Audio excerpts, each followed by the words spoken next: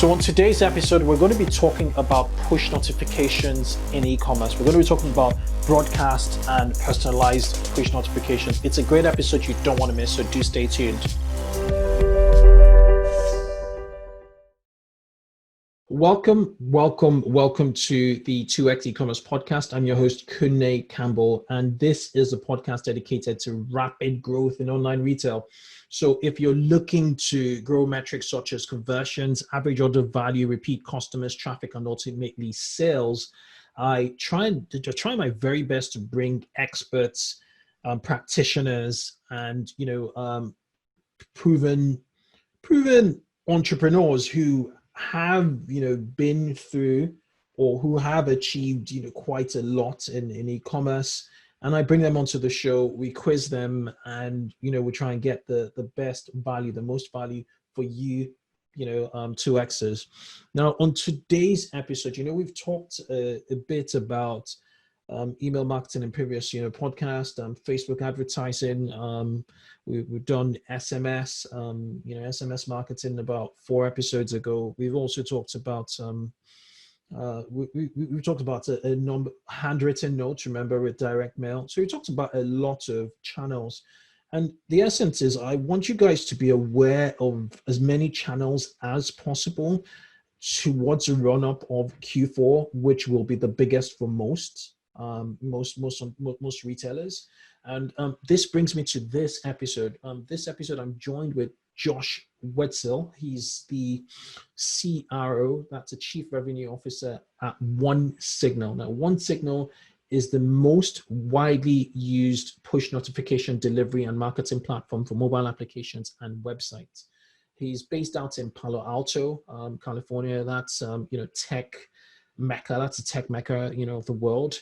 And essentially, we want to talk about all things push notifications, what you should be doing now in your e-commerce stores with push notifications, and how you could potentially have that connected conversation with customers. I always talk about multi-channel marketing, not in the traditional sense of going to marketplaces, but having multiple ways to connect to customers, because you don't know which of the channels would actually activate them towards taking the final sale.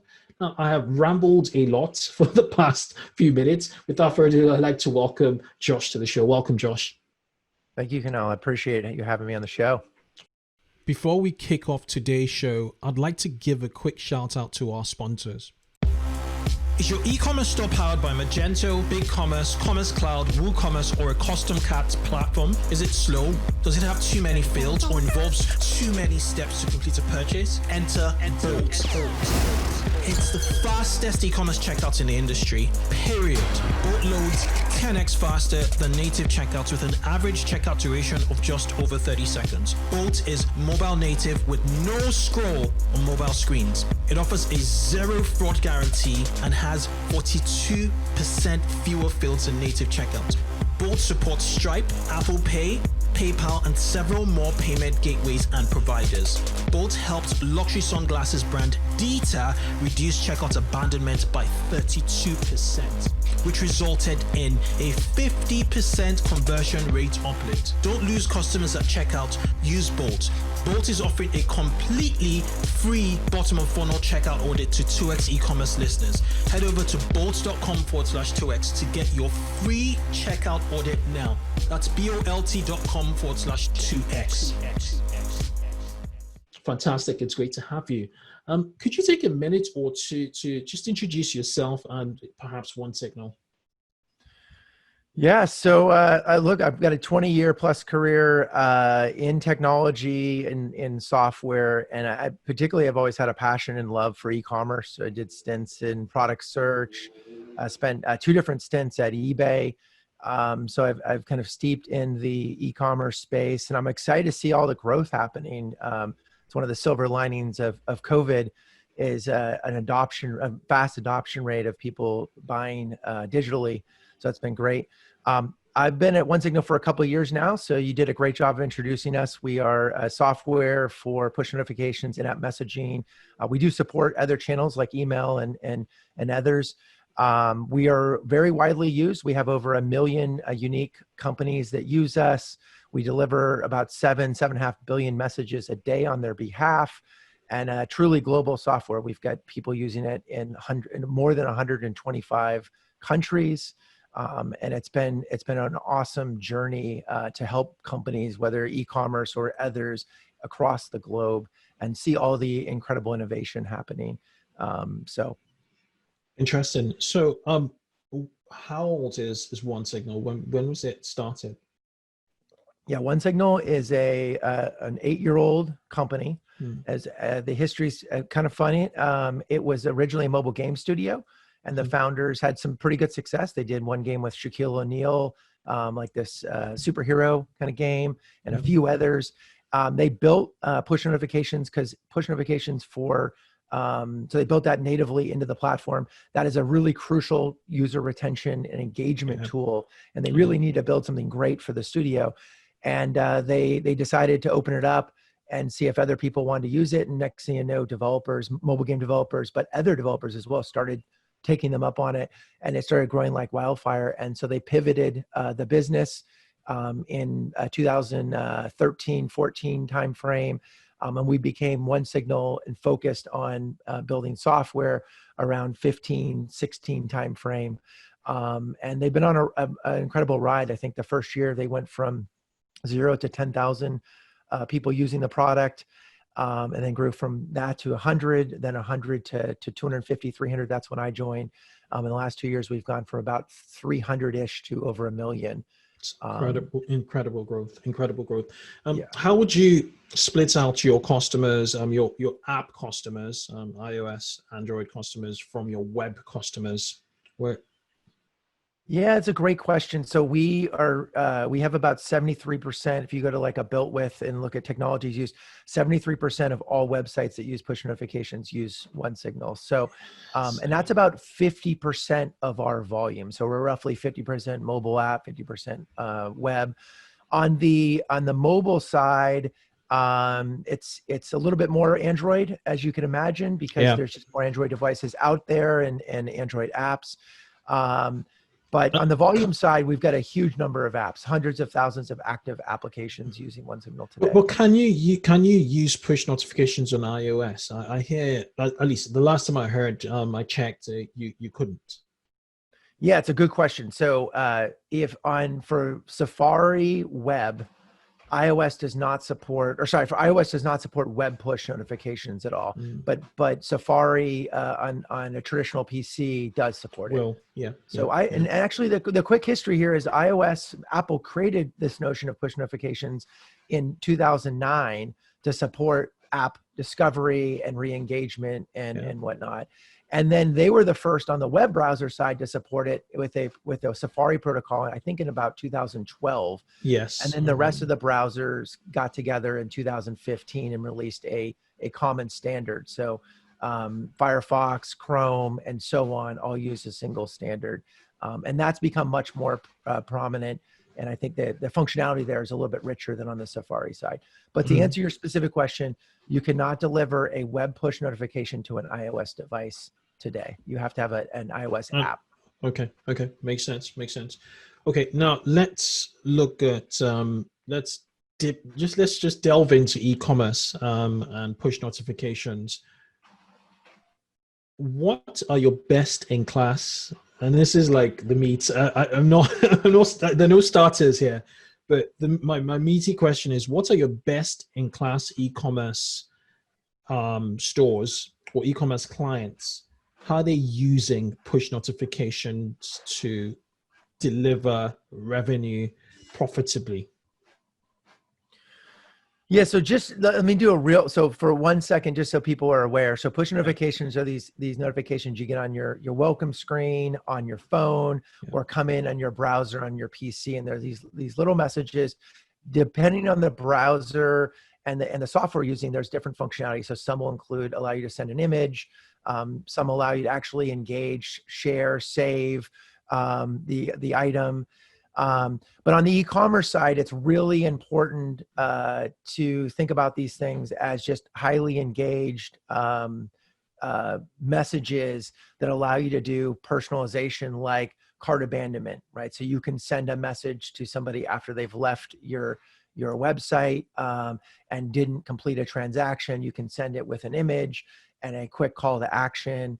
And so to answer your question, I can go through point by point, but I think this is the tactics and the playbook aren't too dissimilar from what people may be doing in retargeting from an advertising standpoint, or what they're doing in email. The difference is that these are highly customized, they're highly personalized. There's a real high visibility because they're coming in as a notification on your browser, on your desktop, or on the phone. You can personalize them because you know who that user may be based on either the product it was or some discount you're delivering.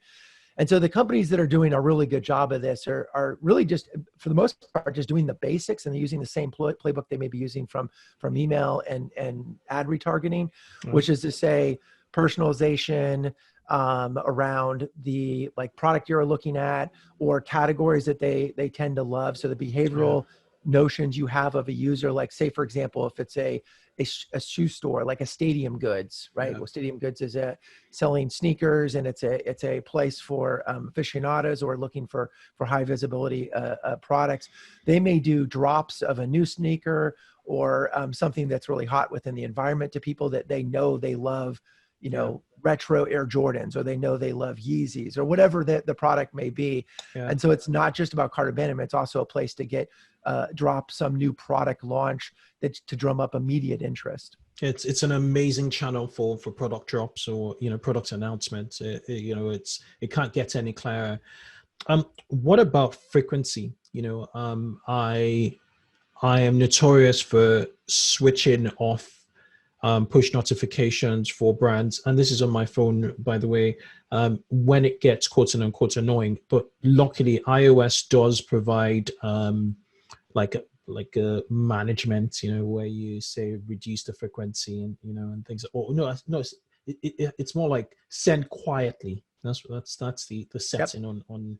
And so when I just swipe down, I'm able to see the notifications anyway, and then just access what I'm looking for.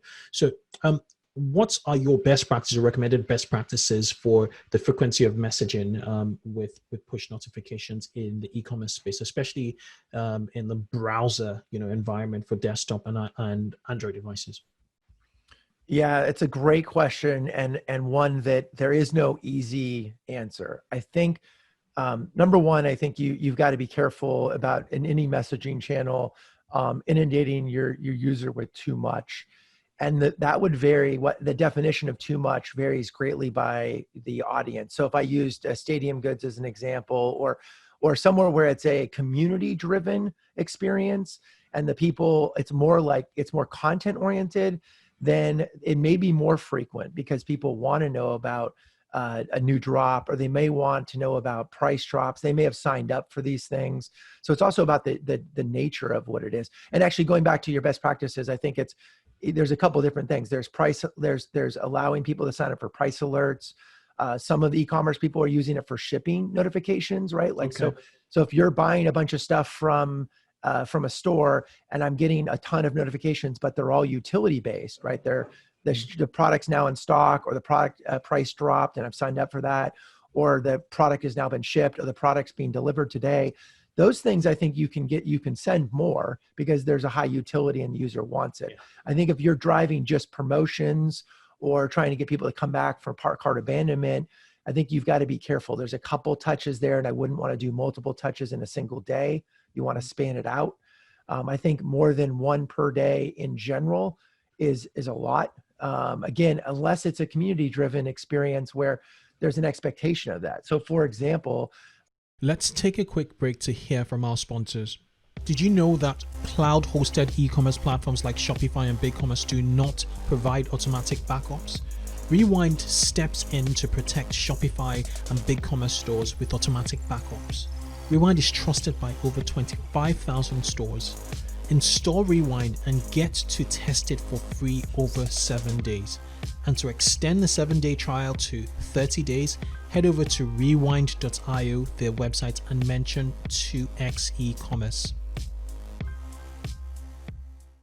to use eBay's one, if you're actively bidding on something, notifications are a great way to keep reminding them of an activity happening, whether you're selling or you're buying. Yeah. So you may be okay getting 10 or 15 notifications in a day because there's this more social community driven experience versus if you're a direct-to-consumer brand selling, let's call it shaving products, it may be inappropriate to be sending more than one or maybe more than a couple per week even. So I think you have to know your audience and you've got to experiment. Some users you're going to find there's 5 or 10% of your user base. And this is something that's really important about this, that are going to opt into push notifications. They absolutely love your product. They love your brand and they can't get enough of your product and your brand. And so their density or willingness to receive messages is much going to be higher than somebody who just happened to subscribe and may not be fully bought in. They may not be a member and subscriber. Are you able to segment those kind of users out? So you put them in a basket of highly engaged, and yes. Just ramp up your communications with them. That's correct. Yeah. So that's really important, personalization and really segmenting users based on behaviors. So I think best practice is going to be leveraging those core kind of engagement periods for consumers that I already mentioned.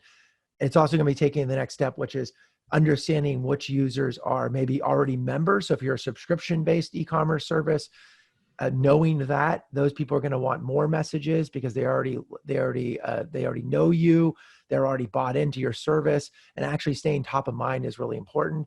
Versus someone who maybe came through one time, subscribed. If you send them a lot of messages, their likelihood of them unsubscribing from your messages is higher.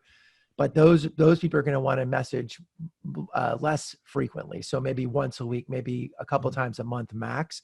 And you can do that in most of these tools. OneSignal allows you to segment based on frequency of visit, based on channel they visited, various things you can set. We have this notion of a data tag. You can set this in different parts of your business, or you can append data from your own database. And allow you to make a lot of determinations and personalize those messages. In platforms like Shopify, where we've built a very robust app in their app store, right out of the box comes functionality like shipping alerts, promotional messages, cart abandonment, welcome messages. And so you can personalize based on frequency of visit and activity right out of the box pretty easily. Okay, makes sense. Makes a lot of sense. Okay, I'm going to take a few steps back and ask you about the ask. So, what are the best practices, especially for browser, based opt-ins, to request for an opt-in? Now, you did mention utility-based notifications. Signing up for a notification for shipping. If I signed up for a shipping notification, does that give the brand the right to send me a product drop, or would that notification be specific to that utility, or is it a one-click opt-in that gives brands full access to broadcasting or to communicating? Yeah, that's a nuanced question that I appreciate you asking, because it's one that a lot of people don't think about. So at a high level, at a macro level, I think there's certain natural points to ask per permission. When you get that permission, you have the ability to send them a message in any given time. So it could be, so if you get the permission on a shipping notification, that's a really important point. You want to be very careful about now starting to flood their notification inbox with promotional messages and whatnot. So you want to be careful about where you got that prompt and that permission and how you proceed forward. And the best way to do that would be, if you get on a shipping notification, you're going to want to provide them less frequent messages around highly valuable, whether it's discount promotions or a important product drop that you think there's a likelihood based on their past purchase to be interested in, and things of that nature.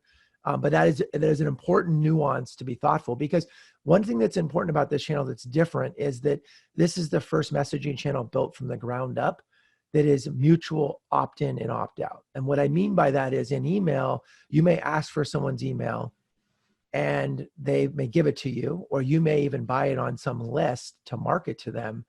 And when they say they want to unsubscribe, legally you're supposed to unsubscribe them, but due to technology issues, they may or may not unsubscribe. Same thing with physical address. It's really hard for a consumer to ultimately unsubscribe. There's no technological barrier. With push notifications, all the user has to do is go and unsubscribe, and that there's a thing called a push token that's removed, and you as the brand can no longer deliver a message to that user. You've lost that right. So it's really important that you treat every push notification with a higher degree of quality, because once they opt out, you have to go get re-permission them to get them back in. You can no longer message them. That's a very, very, very good point. It's just got me thinking about, points, because if you look at email, one of the biggest, one of the types of email that has the biggest, opt-in rate is your order confirmation, and people just want to open it, and it just seems to me like once they've committed to paying the brand, it may be a good opportunity to ask for access to notify them, and as you said, just use it with caution. That's superpower essentially, and hopefully you'd be able to give them the most essential messages, especially things that pertain to them and their previous actions. Yeah, okay, that's right. Right. So with the ask, let's talk about the list. So with email, there's lots of like list building strategies, or the list is your asset. It's an asset in email marketing. Your audience size, if you're advertising on Facebook or whatever platform, is massive in terms of like your reach.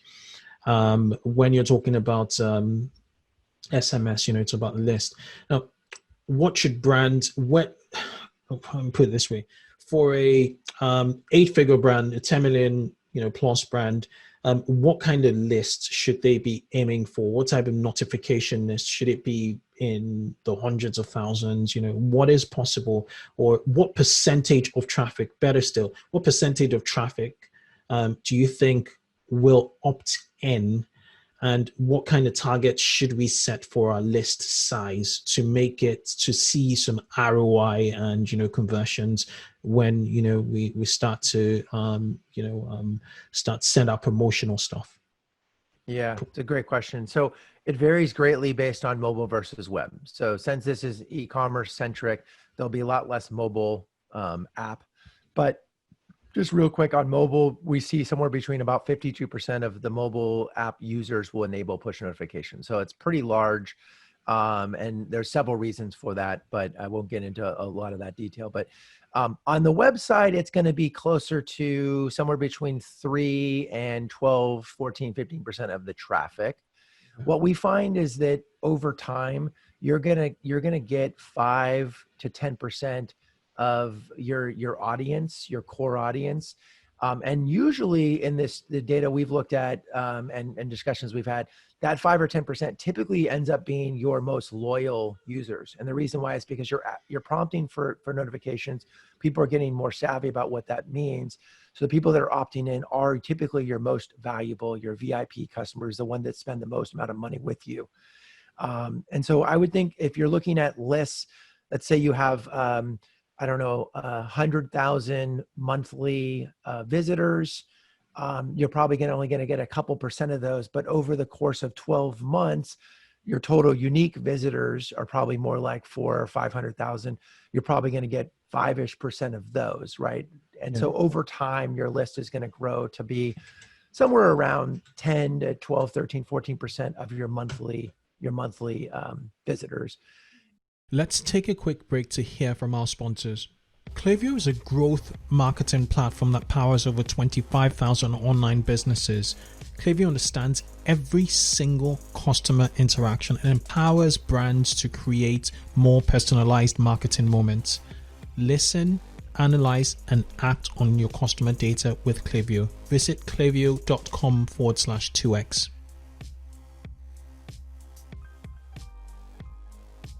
And I think that's a pretty good number. And by the way, I'm happy to talk about this in more depth, but we've done a bunch of case studies with e-commerce sites There's a big wine and beverage retailer, e-commerce retailer in South America called Evino. Yeah.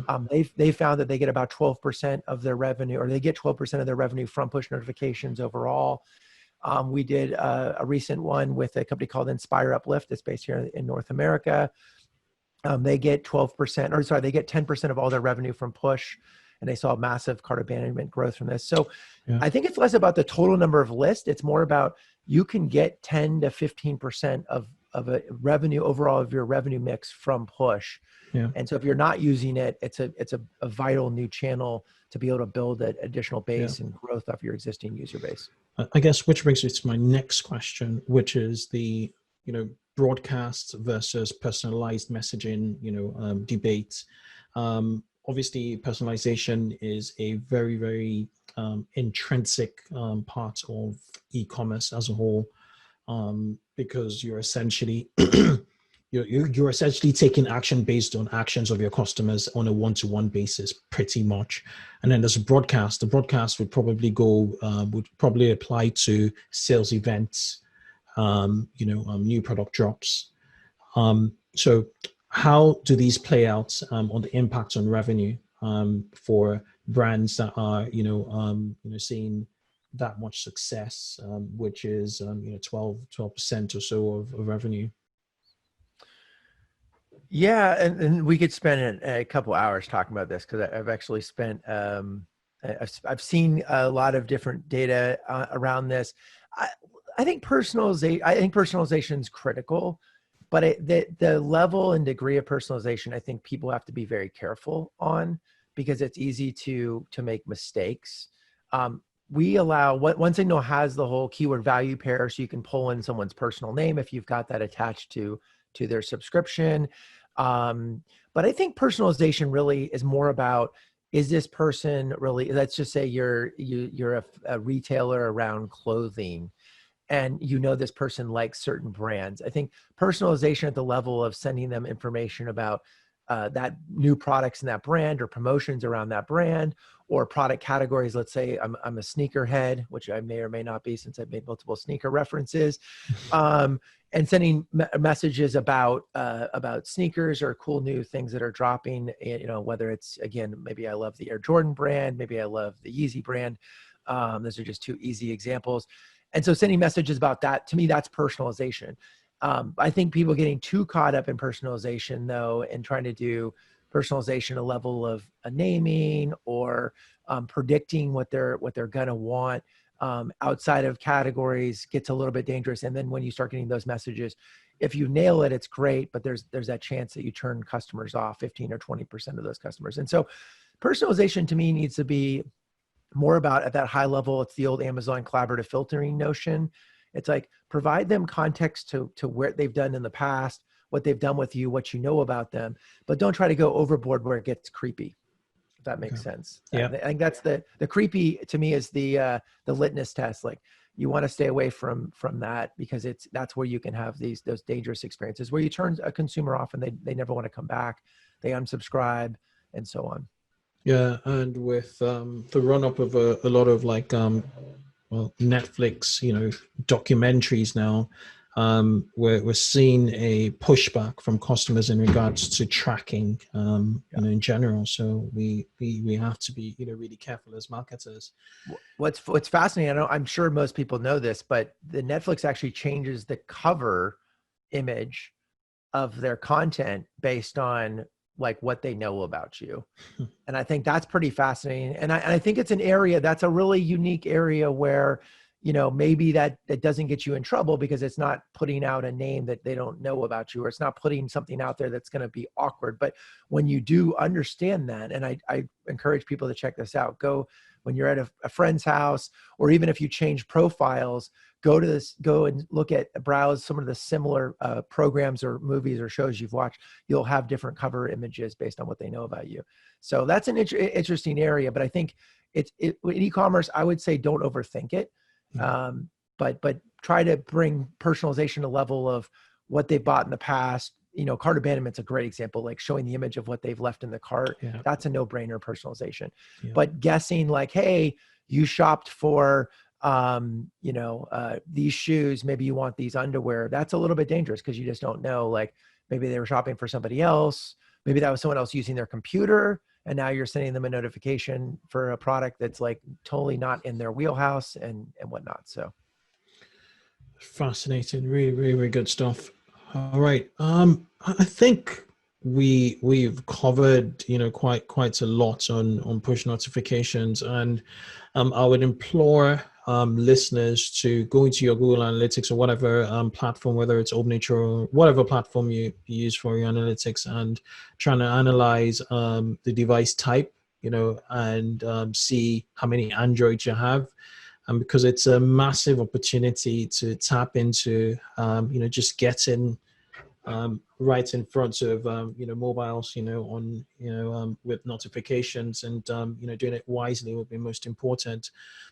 For users that want to learn more about best practices, what are your go-to resources for push notifications to just, to be, really expert at it? Obviously, nothing beats experience, but where would you suggest listeners actually go to as a resource?